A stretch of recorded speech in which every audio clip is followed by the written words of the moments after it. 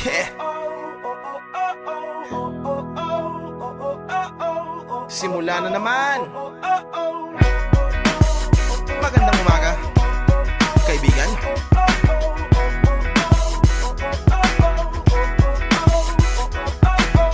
Eto na naman tayo bago simula. Huminga ng malalim, alisin ang kaba. Tapos na ang kahapon, pwede na yan itapon. Huwag lang ang mga araw, dapat yan ay ibaon. Katulong mo sa panibago